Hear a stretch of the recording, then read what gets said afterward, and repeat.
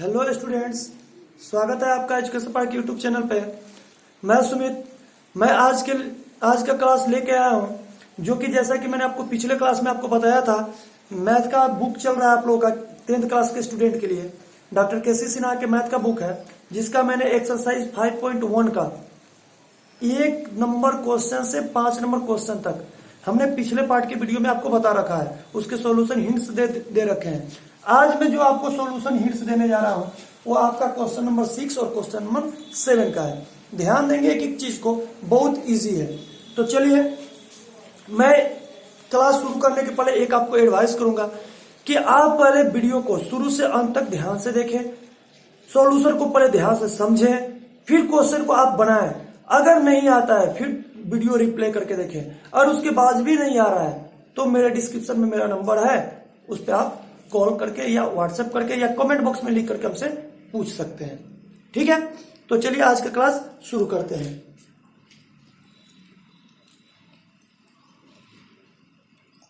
छह number question कह रहा है कि निम्नलिखित संख्याओं की सूची में कौन एपी में है या नहीं। यानी नीचे कुछ क्वेश्चन दिए गए हैं 6 नंबर में, आपके कुल मिला के 15 सवाल दिए गए हैं। ठीक है, ये 15 सवाल में आपको बताने हैं कि ये कौन एपी में है और कौन एपी में नहीं है। अगर एपी में है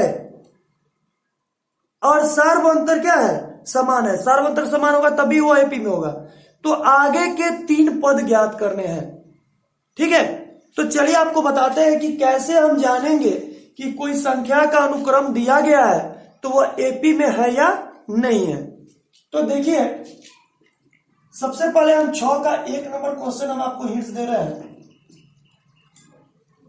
आपका अनुक्रम इस प्रकार से दिया हुआ है 1 -1 -3 -5 ... ध्यान देंगे, हमको ये बताना है कि ये क्वेश्चन एपी में है कि नहीं है। ठीक है, तो एपी में बनाने के लिए हम लोग को कुछ चीजें ध्यान में रखनी है। सबसे पहले हम D1 का मान निकालेंगे, उसके बाद D2 का मान निकालेंगे, उसके बाद D3 का मान निकालेंगे।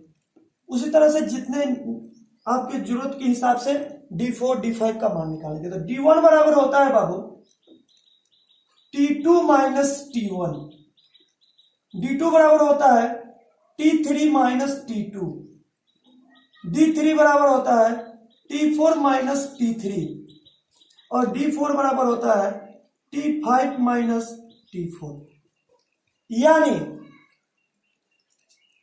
D1 यानी पहला सार्वंतर ज्ञात करने के लिए दूसरा पद में से पहला पद को घटाते हैं, यानी T2 - T1। T2 किसको बोला जाता है, जैसा कि मैंने पिछले वीडियो में बताया आप लोग को। T2 का मतलब होता है दूसरा पद और T1 का मतलब होता है प्रथम पद। तो दूसरा पद में से प्रथम पद को पहले घटाते हैं।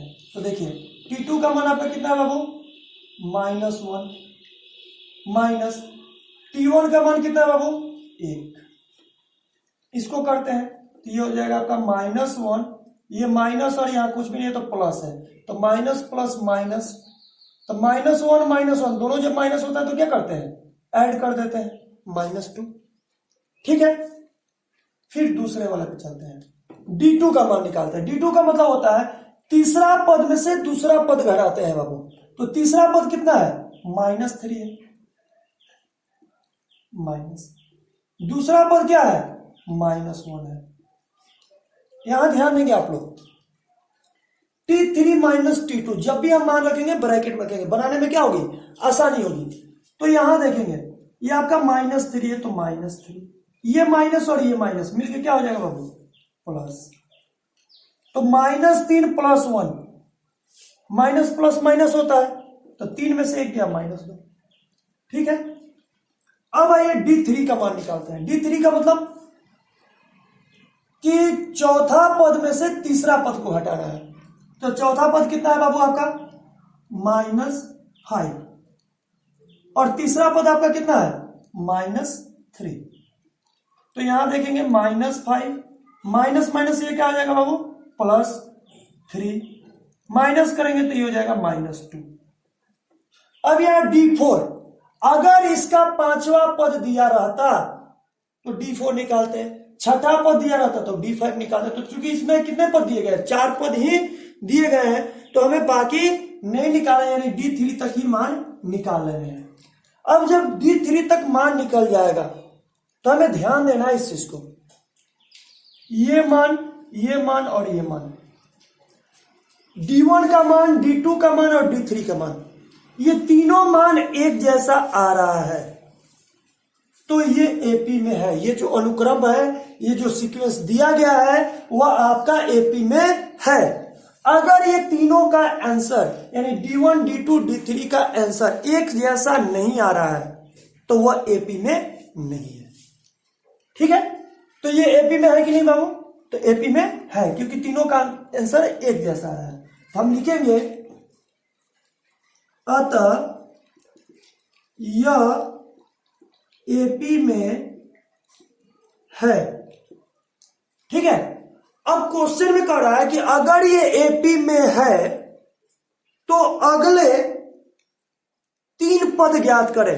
तो बाबू ध्यान देंगे, अगले 3 पद, यानी यहां देखेंगे कितने पद दिए गए हैं, 1 2 3 4। क्वेश्चन में 4 पद दिए गए हैं, यानी आपको निकालना है 5वां, 6ठा और 7वां। तो ध्यान देंगे, 5वां पद यानी T5, 5वां पद आपको ज्ञात करना है। कब? जब वह एपी में, यानी ये तीनों मान बराबर होगा तब ये निकालने हैं। अगर तीनों मान बराबर नहीं है तो बस यहां पे लिख देंगे अतः यह एपी में नहीं है, बात खत्म, वहीं पे क्वेश्चन वो खत्म। लेकिन अगर यह एपी में है तो आगे का 3 पद निकालने के लिए क्वेश्चन में कर रहा है, तो T5 निकालेंगे। तो T5 का सूत्र क्या होता है, A + 4D, A + 4D। मैंने आपको सूत्र बताया था फर्स्ट पार्ट के वीडियो में, A + 4D। A का मतलब होता है प्रथम पद, प्रथम पद आपका क्या है बाबू, 1 है, प्लस 4, और D है, D का मान, ये सब जितने जो बराबर है ये सब D का ही तो मान है, तो D का मान क्या है, -2 करिए, ये आपका हो जाएगा -1 और +4 में -2 से गुना करेंगे तो हो जाएगा -8। ठीक है, तो 1 में से 8 जाएगा बाबू, तो ये क्या हो जाएगा, -7।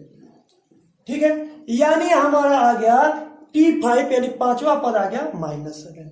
अब फिर हम लोग को कौन सा पद निकालने हैं बाबू, T6। T6 बराबर क्या होता है सूत्र, A + 5D। A का मान कितना है, ये जो प्रथम, A का मतलब होता है प्रथम पद बाबू, ये प्रथम पद कितना है, 1 प्लस 5D, ये 5 सूत्र में है, और D का मान कितना है बाबू, D का मान मैंने -2 रखा है, तो -2। ठीक है, तो 1 - 5 में -2 से गुना करेंगे तो -10, 1 में से 10 जाएगा तो ये हो जाएगा -9। ये आपका छठा पद निकल गया। अब हम लोग कौन सा पद निकालेंगे, 7वां पद, T7। T7 बराबर होता है A + 6D। तो A का मान आपका 1 है यहां के हिसाब से, और +6, और D का मान कितना है, -2। 1 - 6 में 2 से गुना करेंगे 12, 1 में से 12 जाएगा -11। ये आगामी 3 पद आपके हो गए। ठीक है, अब आपको मैं इस क्वेश्चन को फिर से समझाता हूं, ध्यान देंगे इस चीज को, एकदम पूरे बारीकी से समझेंगे, कोई दिक्कत नहीं होगा बाबू, एकदम इत्मीनान से। देखिए, कहता है कि ये क्वेश्चन है, कहता है कि ये जो क्वेश्चन दिया गया है आपको बताना है ये एपी में है या नहीं है। ठीक है, तो एपी में है या नहीं है, इसकी जांच करने के लिए हम लोग सबसे पहले दोनों के बीच का अंतर, एक से दूसरा और पहले के बीच का अंतर, तीसरा और दूसरे के बीच का अंतर, और चौथा और तीसरे के बीच का अंतर। यानी अगर सार्व अंतर समान है, यानी D का मान एक जैसा है सभी, यानी पहला और दूसरे पद के बीच का अंतर, दूसरे और तीसरे पद के बीच का अंतर, तीसरे और चौथे पद के बीच का अंतर अगर समान है तो वह एपी में होता है। अगर सार्व अंतर समान नहीं है तो वह एपी में नहीं होता है बाबू। ठीक है, तो चलिए हम पहले D का मान निकालें।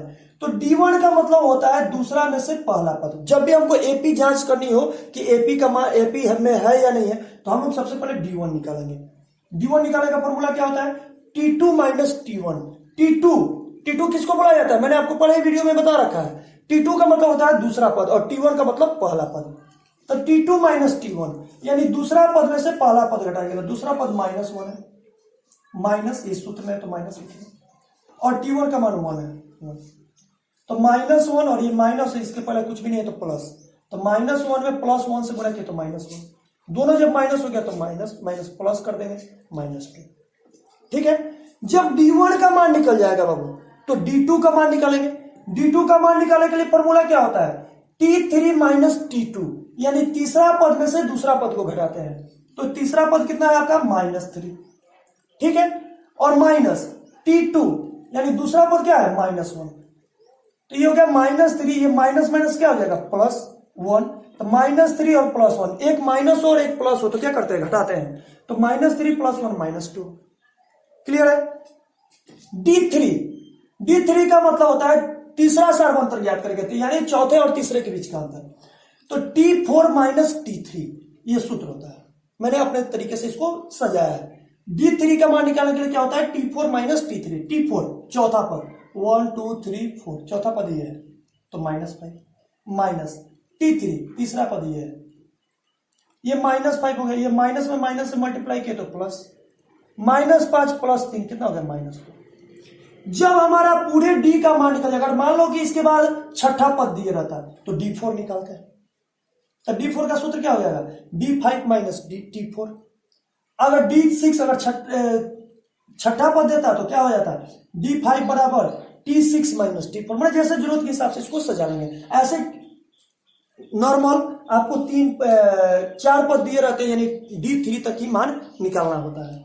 तो ठीक है, हम D1 D2 D3 बस इतना ही याद रखेंगे कि T2 माइनस T1 यानी दूसरा में से पहला पद, ये सूत्र याद करने की कोई जरूरत नहीं है। फिर D2 का मतलब तीसरा में से दूसरा, D3 चौथा में से तीसरा। जब ये तीनों सार्व अंतर समान होंगे यानी तीनों का आंसर एक जैसा आएगा तो यह एपी में होगा। ठीक है, जब आपसे पूछेगा कि ये एपी में है कि नहीं, तो तीनों का अगर आंसर एक जैसा आएगा तो आप लिखोगे कि अतः यह एपी में है। ठीक है, अब क्वेश्चन में आपके जो बुक का क्वेश्चन है, डॉक्टर केसी सिन्हा के मैथ के जो बुक का है, जिसका एक्सरसाइज हम 5.1 का हिंट्स दे रहे हैं आपको, इसके जो बुक में लिखा हुआ है कि अगर ये एपी में है तो आगे के 3 पद ज्ञात करने हैं। आगे के 3 पद का मतलब हुआ कि 1 2 3 4 दिया है, यानी आपको 3 पद, 4 के आगे 3, यानी 5वां 6ठा और 7वां पद आपको निकालना है। तो 5वां पद निकालने के लिए T5 का सूत्र क्या होता है? A + 4D। तो D का मान तो मुझे प्राप्त हो गया, और A का मान मतलब होता है प्रथम पद। ठीक है, A का मान मतलब प्रथम पद, कहीं भी अगर A का है तो इसका मतलब होता है प्रथम पद। ठीक है, तो A + 4D ये T5 यानी 5वां पद निकालने का फॉर्मूला होता है, मैंने पिछले वीडियो में बताया है। तो 5वां पद A + 4D, तो A का मान मैंने यहां से ले लिया 1, 4 ये सूत्र में है, और D का मान -2। ये सूत्र उसी में लिखेंगे, ये T5 T6 और T7 उसी में निकालेंगे जो एपी में होगा। अगर ये तीनों आंसर एक जैसा नहीं आया तो बस हम लिख देंगे अतः ये एपी में नहीं है, बात खत्म। अब उसके आगे कुछ नहीं करना है। अगर ये एपी में होगा तब ये 5वां 6ठा और 7वां पद निकालेंगे। तो A + 4D, तो A का मान 1 + 4 और D का मान कितना है? -2 ले लिए। तो 1 प्लस, तो ये +4 में -2 से गुणा करेंगे तो -8 होगा, 4 दूना का 8 -8, 1 में से 8 जाएगा -7। ठीक है, फिर T6 निकालेंगे, A + 5D, तो 1 + 5D का मान -2 रख दिए, तो 1 - 10 = -7। T7 A + 6D, तो A का मान 1 + 6 और D का मान -2, तो 1 - 12 = 11। तो ये आपका आगे का 3 पद निकल गया, ये आपका आंसर हो गया। ऐसे ही आपके 6 नंबर में जितने भी सवाल हैं आप ऐसे ही निकालना है, याद रखेंगे। अगर किसी का ये तीनों आंसर एक जैसा नहीं है तो ये सब निकालने की कोई जरूरत नहीं है। ठीक है, अगर एक जैसा आएगा तब ये निकालना है, याद रहे, एकदम दिमाग, एकदम माइंड कंसंट्रेट रखिए कि अगर तीनों का आंसर अगर एक जैसा आएगा तो ये T5 T6 T7 यानी 5वां 6ठा और 7वां पद निकलेगा। अगर तीनों का आंसर एक जैसा नहीं है तो बस यहां पे लिखेंगे अतः यह एपी में नहीं है, क्योंकि सार्व अंतर समान नहीं है। क्या लिखेंगे? अतः यह एपी में नहीं है क्योंकि सार्व अंतर समान नहीं है। अगर ये तीनों एक जैसा है तो लिखेंगे अतः यह एपी में है क्योंकि सार्व अंतर समान है, समान माने एक जैसा। ठीक है, तो ये आपका 1 नंबर का पूरा कंप्लीट मैंने क्वेश्चन बताया। ठीक है, उम्मीद है आपको ये बहुत अच्छे से समझ में आ रहा होगा। नहीं आया बाबू कोई टेंशन नहीं है, दोबारा देखिए, तिबारा देखिए, उसके बाद भी नहीं आया तो डिस्क्रिप्शन में मेरा नंबर दिया हुआ, सीधा कॉल या मैसेज कीजिए। ठीक है, अब चलिए मैं एक दूसरा एग्जांपल लेता हूं, आपके बुक का क्वेश्चन नंबर 2 लेता हूं, 6 का 2 नंबर।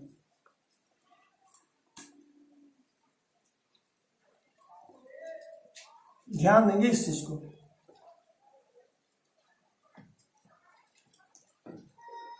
ये क्लियर करना है, 6 का 2 नंबर जो क्वेश्चन है आपका है 2 4 8 16 डॉट डॉट डॉट। अब बाबू ये कह रहा है कि बताइए पहले ये एपी में है कि नहीं।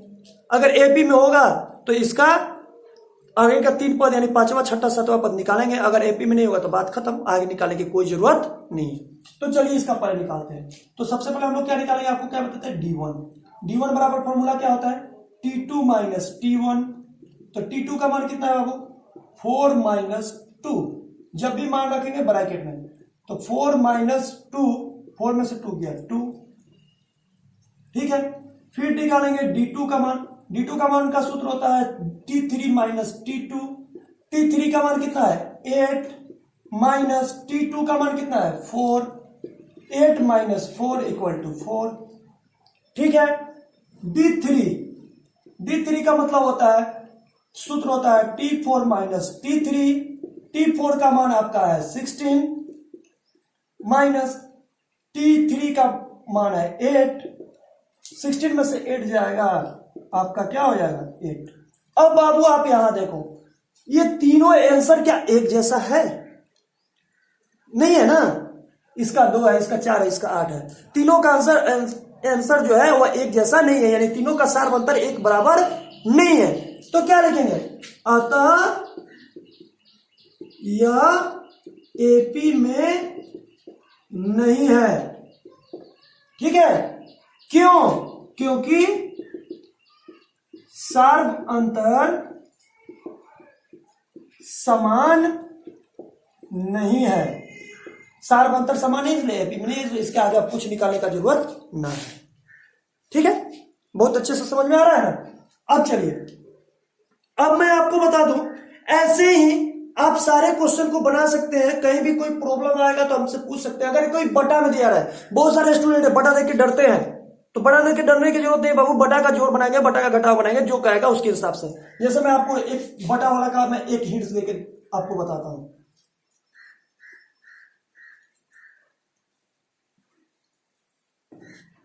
क्वेश्चन है आपका 6 नंबर का 5 नंबर, ये बटा में है बाबू। क्या क्वेश्चन है, 2 5/2 3 7/2। कुछ नहीं है, इसके नीचे कुछ भी नहीं है तो एक मान लो ना यार, इसके नीचे कुछ नहीं है तो एक मान लो ना। फिर आप इसका D1 का मान निकाल लो। क्या सूत्र होता है, T2 माइनस T1।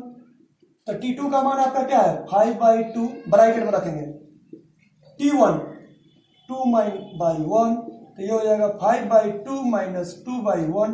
बटा का घटाव तो बनाने आता है ना, 2 1 का लघुत्तम 2 हो जाएगा, 2 एकम 2 तो 5 एकम 5, 1 दूना 2 तो 2 दूना 4, 5 में से 4 गया 1/2। पहला D1 का मान निकल गया। फिर हम लोग क्या निकालेंगे D2, T3 minus T2। T3 का मान 3/1 और T2 का मान 5/2। ये आपका हो गया 3/1 माइनस 5/2। इसका भी एलसीएम निकाला, 1 2 का 2, 1 दूना 2 तो 3 दूना का 6, 2 एकम 2 तो 5 एकम 5, 1/2। ऐसे ही निकालते चले जाएंगे। अगर तीनों का आंसर एक जैसा आएगा तो अगला पद निकाल लेंगे। ठीक है, अब चलिए, अब आपको एक क्वेश्चन है जहां पे बच्चे सब जाकर के रुकते हैं, जो अंडर रूट में दिए रहता है बाबू। कहोगे कि भाई अंडर रूट वाला कैसे बनेगा, ध्यान देंगे इस चीज को। बाकी तो आप कर ही लेते हो, एक रूट वाला बता देते हैं।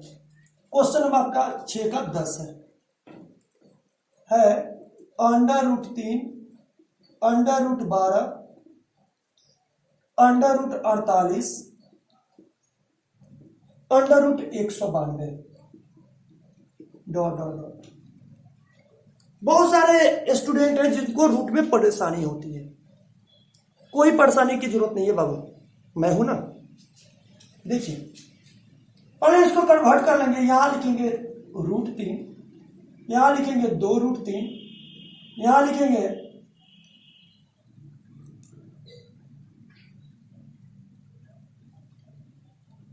4√3, यहां लिखेंगे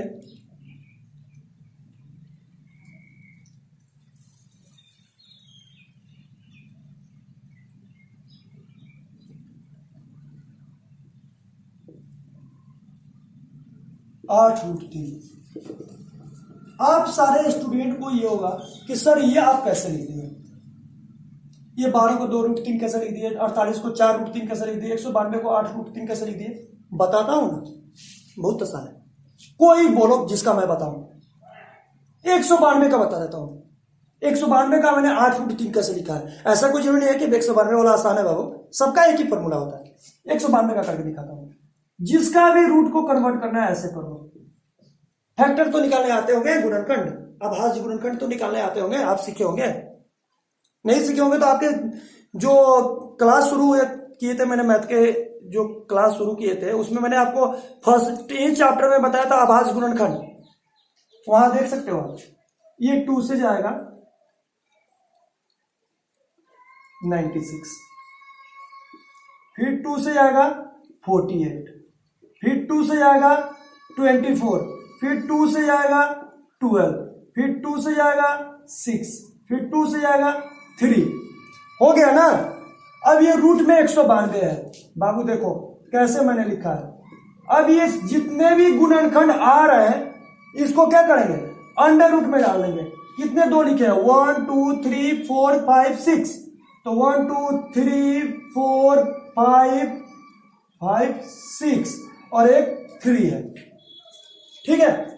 1 2 3 4 5 6 और एक 3 है। अब हम यहां पे अंडर रूट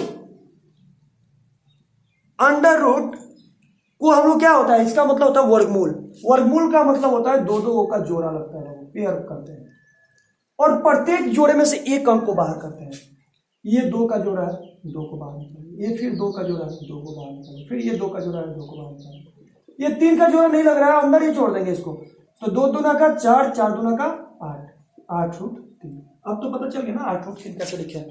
उसी तरह से मैंने 48 का करके 4√3 लिखा, 12 का करके 2√3 लिखा।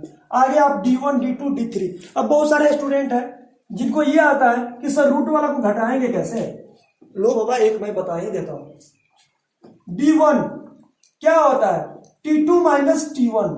T2 का मान कितना है, 2√3, 2√3 माइनस T1 का मान क्या है, √3। ये हो गया 2√3 माइनस √3। बाबू यहां ध्यान दोगे, 2 गो √3 है और एक है √3। 2 गो √3 में से 1 गो √3 घटेगा, कितना बचेगा, 1 गो बचेगा भाई, 1 √3। ऐसा ही D2 D3 का मान निकाल करके आगे हल कर लेंगे, ठीक है। उम्मीद है बहुत ही अच्छे से आपको समझ में आ रहा होगा बाबू। थोड़ा सा भी टेंशन लेने की जरूरत नहीं है। अब चलो मैं एक और क्वेश्चन बता देता हूं जो स्क्वायर में रहता है, यानी क्वेश्चन नंबर आपके 13 नंबर बता देता हूं, देखोगे इसको, ठीक है। ये तो समझ में आ गया ना। नहीं आया तो वीडियो को दोबारा रिप्ले करके देखिए, बहुत अच्छे से समझ में आएगा। अगर उसके बाद भी नहीं आए तो मैं तो बोल ही रहा हूं ना, जिंदा तो हूं ना मैं आपको बताने के लिए।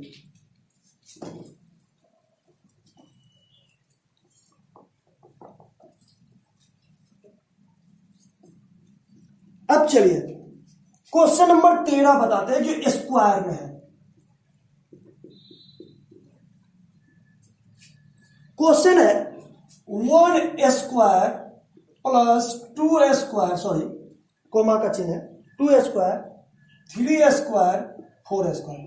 कहोगे बाबा, अरे बाबा ये कैसे घटेगा, कोई दिक्कत नहीं है, घटेगा ना, बहुत इजी घटेगा। 1 का स्क्वायर इक्वल टू 1, 2 का स्क्वायर 4, 3 का स्क्वायर 9, 4 का स्क्वायर 16। अब तो घट जाएगा। अब कहोगे 4 कैसे, 2 का स्क्वायर का मतलब होता है 2 इंटू 2 4, 3 का स्क्वायर कितना बच्चे क्या करते हैं, 3 दूना का 6 करते हैं, ऐसा नहीं करेंगे बाबू। 3 का स्क्वायर का मतलब हुआ 3 इंटू 3, 3 का 9। 4 का स्क्वायर कितने बच्चे 8 कर देते हैं, ऐसे नहीं करेंगे। 4 का स्क्वायर का मतलब होता है 4 इंटू 4 इक्वल टू 16। ठीक है, अब ये आ गया तो T1 T2 T3 नहीं हो जाएगा, D1 D2 D3 आगे तो कर ही लेंगे। अगर तीनों एक जैसा आएगा तो आगे का पद निकालेंगे, नहीं आएगा तो आगे का पद नहीं निकालेंगे बाबू। ठीक है, चलिए अब ये आपका क्वेश्चन नंबर 6 मेरे हिसाब से कंप्लीट हुआ। अब हम चलते हैं क्वेश्चन नंबर 7 की तरफ। ठीक है,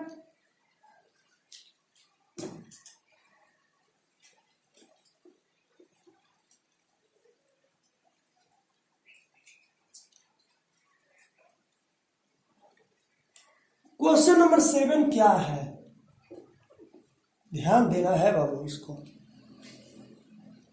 देखिए कह रहा है क्वेश्चन 7 नंबर, निम्नलिखित परिस्थितियों में संबंध संख्या की सूची में कौन एपी में है और क्यों।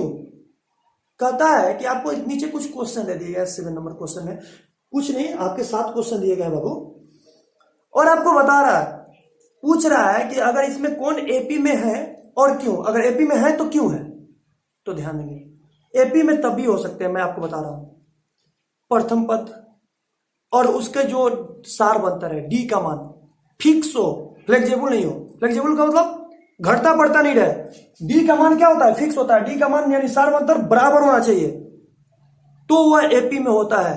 अगर डी का मान फ्लेक्सिबल है, यानी कभी 3 आ रहा है, कभी 5 आ रहा है, कभी 7 आ रहा है, कभी 9 आ रहा है, तो वह एपी में नहीं है। अभी तो उसी की चर्चा कर रहे थे ना। तो चलिए 7 नंबर का 1 नंबर क्वेश्चन क्या कर रहा है मैं आपको बता देता हूं।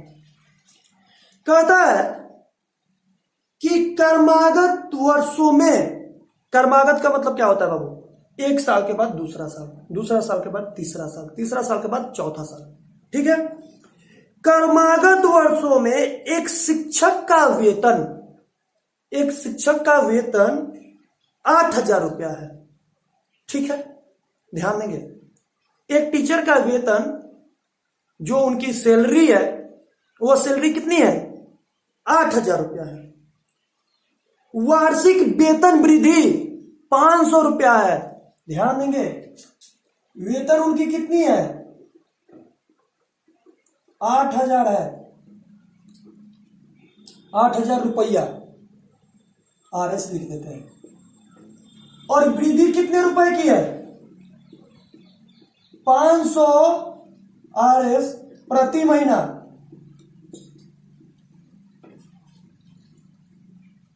नहीं सॉरी, प्रति वर्ष, वार्षिक वृद्धि है प्रति वर्ष। तो कहता है कि क्या ये एपी में है, बिल्कुल है बाबू, क्योंकि अगर इस साल अगर वो 8,000 उनको सैलरी मिल रही है तो अगले साल कितनी मिलेगी, 8500। 500 का बढ़ेगा तो 8500 होगा ना। फिर अगले साल कितनी मिलेगी, 8500 में 500 बढ़ेगा तो 9,000। फिर अगले साल कितने मिलेगी, 9500। तो आप देखोगे कि सबके अंतर जो है एक जैसे है, यानी 500 का अंतर है। तो ये एपी में होगा, होगा कि नहीं बताइए, होगा। तो अतः यह एपी में है, क्योंकि सर्व अंतर क्या है, समान है। बन गया बाबू, 1 नंबर क्वेश्चन 7 का 1 नंबर क्वेश्चन आपका बन गया, कोई दिक्कत नहीं है बाबू। ठीक है, अब चलिए क्वेश्चन नंबर 2 पे चलते हैं। कहता है क्वेश्चन नंबर 2, प्रत्येक किलोमीटर टैक्सी भाड़ा इस प्रकार से है, जब कोई टैक्सी 1 किलोमीटर जाती है तो 15 रुपया, और उसके बाद जितने किलोमीटर जाओ 8 रुपया बेसी देना है उसको। बेसी का मतलब ज्यादा, अधिक। ठीक है, तो आपको बताना है कि एपी में है कि नहीं। तो यहां अगर हम अपने हिसाब से देखें तो आपका ए प्रथम पद आपका कितना है, 15, और सार्वंतर यानी कितने की वृद्धि होती जाएगी आगे की तरफ बढ़ते जाएगा तो आगे की तरफ बढ़ते जाएगा तो 8 रुपए की वृद्धि होती जाएगी। तो क्या यह एपी में है कि नहीं, आप ही बताइए। फिक्स है तो एपी में है, तो लिखेंगे अतः यह एपी में है क्योंकि सार्व अंतर समान है। ठीक है बाबू। अब चलिए क्वेश्चन नंबर 3 की तरफ चलते हैं। कहता है एक सीढ़ी की लंबाई नीचे से ऊपर की तरफ एक समान रूप से 2-2 सेंटीमीटर घटते जाती है, एक समान रूप से। देखिए यहां क्वेश्चन में करा है एक समान रूप से, एक समान का मतलब डी का उत्तर मान एक समान है। कितना सेंटीमीटर घटते जा रही है, 2 सेंटीमीटर। तो आपको बताना है कि ये एपी में है कि नहीं, जबकि निचला जो डंडा लगा हुआ, जो सीढ़ी में डंडा लगा रहता है, 2 सीढ़ी ऐसे होती है उसके डंडा लगा रहता है ऐसे, ये सीढ़ी मान लो, ये निचला डंडा ऐसे ही 2-2 सेंटीमीटर घटते जा रहा है। यानी इस प्रकार से सीढ़ी अगर हम मान लें तो ऐसे है, नीचे वाला थोड़ा बड़ा, फिर छोटा, फिर छोटा, फिर छोटा, फिर छोटा, ऊपर जाकर पूरा छोटा। आप खासकर देखते होंगे वो जो टेंट हाउस वाले यूज करते हैं सीढ़ी, वैसे ही होती है। ठीक है। अब इसमें देखिए आपका क्या दिया हुआ है। 3rd नंबर में आपका ए का मान हो गया है 45 और डी का मान घट रहा है ना, क्या कर रहा है, 2 सेंटीमीटर घटती जा रही है। घटना का मतलब माइनस, यानी डी का मान आपका माइनस में है। माइनस में हो या प्लस में हो, अगर डी का मान समान है यानी अंतर एक ही जैसा है तो वह एपी में होगा बाबू। तो ये एपी में होगा कि नहीं होगा, एपी में होगा क्योंकि यह सार्वंतर समान है। ठीक है। अब चलिए 4था नंबर क्वेश्चन पे इसके चलते हैं।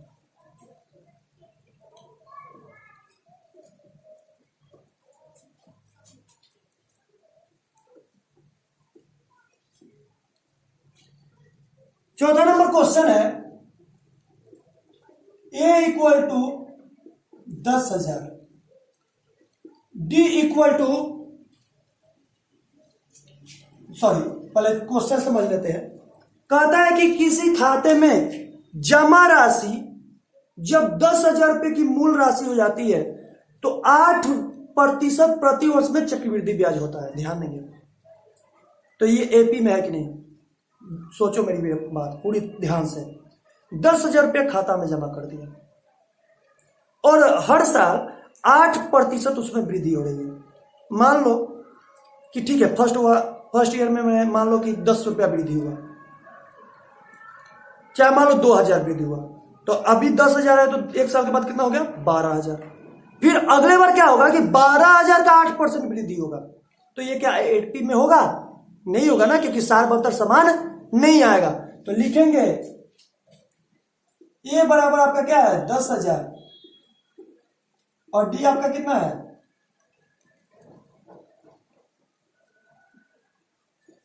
10,000 का 8% वृद्धि है इसका डी। तो ये एपी में है नहीं, तो लिखेंगे नहीं, यह एपी में नहीं है क्योंकि सार्व अंतर समान नहीं है। ठीक है, ध्यान देंगे इस चीज को। क्यों एपी में, ये परसेंट वाला है, चक्रवृद्धि ब्याज का रहा है। चक्रवृद्धि ब्याज का मतलब होता है कि ब्याज जब उतना हो जाएगा तो वो फिर मूलधन में जुड़ जाएगा, फिर उतना का ब्याज चलेगा, तो कभी भी इसका सार्व अंतर बाबू बराबर नहीं आएगा। ठीक है। अब चलिए अगला क्वेश्चन, यानी 5 नंबर क्वेश्चन क्या कह रहा है कि शुद्ध कर्मागत वर्षों में बचत की गई राशि, एक लड़की है जो पहले साल में 100 रुपया बचाती है, उसके बाद प्रत्येक साल 50 रुपया उसकी क्या होती है, बचत करते जाती है। यानी पहला साल 100 रुपया उसको कहीं से आ गया मान लो, तो ए बराबर 100, और उसके बाद हर साल व्यवस्था करके कहीं से बचा करके 50 रुपये इकट्ठा करते जा रही है, तो डी बराबर 50 है। यानी हर साल इसमें 50 रुपया बढ़ेगा। तो ये एपी में होगा कि नहीं होगा, क्योंकि डी का मान फिक्स है, 50 रुपये से ना ज्यादा ना कम। तो यहां पे लिखेंगे हाँ यह एपी में है क्योंकि सार्व अंतर समान है। ठीक है, अब आइए क्वेश्चन नंबर 6 पे चलते हैं। 6 नंबर क्वेश्चन कहता है कुछ आकृति दे दिए गए बाबू, अपने बुक में आप देख सकते हो, आकृति दे दी है खरगोश के। पहले में प्रथम पद, ये आपको करा कि एपी में है कि नहीं, हम बताते हैं आपको। 6 नंबर क्वेश्चन, 7 नंबर का 6 नंबर। पहले वाला में एक खरगोश है, दूसरे वाला लाइन में भी एक खरगोश है, तीसरे वाला लाइन में बाबू कितने खरगोश है?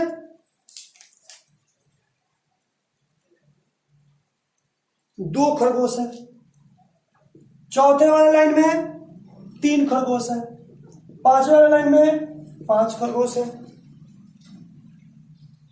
उसके बाद वाले लाइन में 8 खरगोश है। तो क्या ये एपी में है? आपको देखने के एक पॉइंट लगेगा। एपी में होगा बाबू? नहीं होगा। क्यों? क्योंकि सारे अंतर बराबर नहीं है, क्योंकि 1 का अंतर 0 का है, और 1-2 का अंतर 1 का है, 3 और 2 का अंतर 1 का है, 3 और 5 का अंतर 2 का है, 5 और 8 का अंतर 3 है, यानी सारे अंतर घट बढ़ रहा है। तो ये एपी में नहीं है। लिखेंगे यह एपी में नहीं है, क्योंकि सर्व अंतर समान नहीं है। ठीक है बाबू, अब आइए 7वां नंबर क्वेश्चन पे विचार करते हैं। 7वां नंबर क्वेश्चन क्या कह रहा है, इसको देखेंगे। कह रहा है एक व्यक्ति है जिसकी लागत मूल 1 2 3 4 डॉट डॉट डॉट, ठीक है, वर्षों के बाद ये स्वयं के 3/4 गुनी हो जाती है। तो देखो बाबू, 1 वर्ष के बाद यानी 1 साल के बाद ये अपने का 3/4, यानी वृद्धि कितनी होती है? 3/4 खुद का, तो फिर दूसरे का भी खुद का बढ़ेगा। तो ये एपी में नहीं होगा, क्योंकि सारे अंतर बराबर नहीं है। तो लिखेंगे अतः यह एपी में नहीं है, क्योंकि सर्व अंतर समान नहीं है। ठीक है बाबू, तो ये आपका हो गया आज जो मैंने आपको बताया 6 नंबर और 7 नंबर आपका एक्सरसाइज 5.1 डॉक्टर केसी सिन्हा के जो मैथ का बुक है क्लास 10 के लिए, वो मैंने आपको कंप्लीट कर दी है। अगले क्लास में जब आपको मिलेंगे तो हम आपको अगला एक्सरसाइज के साथ मिलेंगे, एक नया एक्सरसाइज के साथ, जिसका जो आपका होगा 5.2। इसमें आपको पद का मान निकालना और आगे की तरफ जो भी क्वेश्चन आपको होंगे उसको मैं बताऊंगा। ठीक है, आप इसको नोट कर सकते हैं बहुत आसानी से, और मुझे उम्मीद है, मैं उम्मीद करता हूं कि जितनी भी चीजें आपको बताई है बहुत अच्छे से आपको समझ में आ रहा होगा। नहीं आ रहा होगा बाबू, आप सीधा हमको बता भी सकते हो कमेंट बॉक्स में लिख करके या व्हाट्सएप के जरिए। ठीक है बाबू, तो आज का क्लास बस यहीं पे। अगर आपको हमारा ये वीडियो अच्छा लगे तो बाबू लाइक कर दिया करो, क्योंकि लाइक से फर्क पड़ता है। हम जानते हैं कि हमारे चाहने वाले कितने हैं, हमें हमारा ऊपर ये लगता है कि जो मैंने काम किया है उसकी फर्क कितना पड़ रहा है। तो लाइक आप कर दिया करो, और शेयर करना चाहते हैं तो शेयर भी कर दो, ताकि अपना कल्याण के साथ साथ दूसरे का भी कल्याण हो जाए, जो आपके दोस्त साथी ये वीडियो को नहीं देख पा रहे या वो हमसे नहीं जुड़े हैं। और उनसे जरूर कहिए, या आपको भी मैं कह रहा हूं कि अगर हमारे चैनल को सब्सक्राइब नहीं किए हैं तो चैनल को सब्सक्राइब करना ना भूलें। ठीक है, मिलते हैं अगले क्लास में, तब तक के लिए जय हिंद।